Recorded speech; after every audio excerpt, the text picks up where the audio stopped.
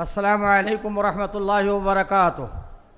अल्हम्दुलिल्लाहि रब्बिल आलमीन वस्सलातु वस्सलामु अला सय्यिदिना मुहम्मद व अला आलिहि व सहबिहि अजमईन, अम्मा बाद। इंतहाई काबिल क़द्र उलमाए किराम, हाज़रीन कॉन्फ्रेंस, मैं सबसे पहले जमात के ज़िम्मेदारान को दिल की अथाह गहराइयों से मुबारकबाद देता हूँ कि उन्होंने आज जब इंसानियत सिसक रही है, ऐसे मौके पर इतनी अज़ीमुश्शान कॉन्फ्रेंस मुनाकिद की।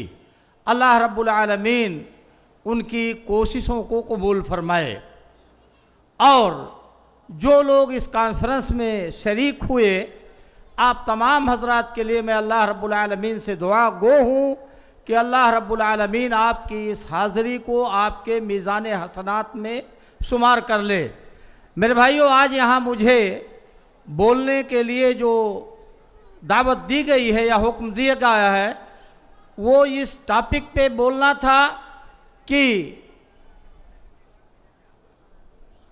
क़वानीन की, मुल्क के संविधान की पासदारी करने का हमें कितना हुक्म है, इस्लाम और मुल्की क़वानीन की पासदारी। वक्त चूँकि बेइंतहा कम है, मुझे इस बात का एहसास है कि हमारे बड़े बड़े उलमाए किराम मौजूद हैं, इसलिए मैं 5 नहीं 4 ही मिनट में इंशाअल्लाह अपनी बात ख़त्म कर दूँगा। अल्लाह रब्बुल आलमीन ने इरशाद फरमाया, अतीउल्लाह व अतीउर रसूल व उलिल अम्रि मिनकुम। अल्लाह की इताअत करो, रसूल सल्लल्लाहु अलैहि वसल्लम की इताअत करो और अपने ज़िम्मेदारों को, अपने हुक्मरानों, अपने सलातीन, अपने उमरा की इताअत करो, उनका कहा मानो, उनके बनाए हुए कानून पर चलो। और अल्लाह के रसूल सल्लल्लाहु अलैहि वसल्लम की इस बारे में बेशुमार हदीस है।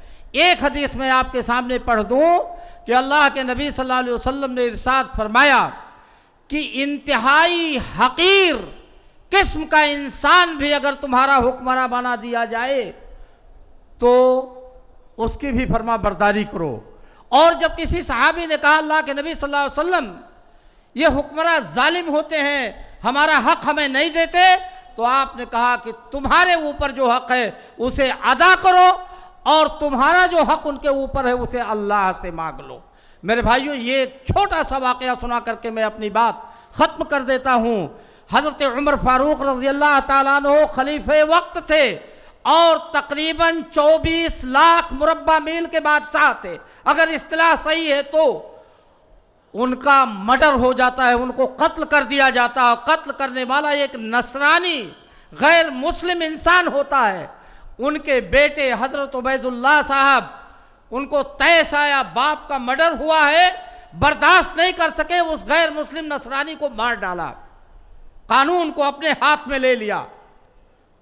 ये करना था कि हज़रत उस्मान रज़ियल्लाहु अन्हु जो खलीफा मुकर्रर हो चुके थे, उन्होंने गिरफ्तार करवा लिया और उनके भी कत्ल का हुक्म सादिर फरमा दिया। अभी बाप मारा गया है खलीफे वक्त और एक आध दिन के अंदर अंदर बेटे की भी मौत का फैसला सुना दिया गया कि इसको भी मार डालो, क्योंकि इसने मुल्क के कानून को, जिसको नाफिज करना हुकूमत का काम है, अपने हाथ से इसने क्यों नाफिज किया। हंगामा मच गया, उलमा ने बीच बचाव किया। हज़रत उस्मान रज़ी अल्लाह ताला अन्हु से कहा कि दियत लेकर के माफ़ भी तो वरसा कर सकते हैं। कहा इनका तो यहाँ कोई वारिस ही नहीं है, ये पता नहीं कहाँ का रहने वाला गैर मुस्लिम नसरानी था। उलमा ने बताया उस वक्त सहाबा फ़ुक़हा ने कि अस-सुल्तान वलीयुल्लाह वली अल्लाह, बादशाह उसका वारिस होता है जिसका कोई वारिस नहीं, इसलिए आप इसके वारिस हैं और दियत लेकर के माफ़ करने के लिए आप जिम्मेदार हैं, आप कर सकते हैं। हज़रत उस्मान रज़ी अल्लाह ताला अन्हु ने अपनी जेब से दियत दिया और ख़ुद ही लिया और उसको हुकूमत के ख़जाने में जमा कर दिया गया। तब जा कर के हज़रत उमर रज़ी अल्लाह ताला अन्हु के लड़के की जान बची। इसलिए मेरे भाइयों, कानून को कभी अपने हाथ में नहीं लेना चाहिए।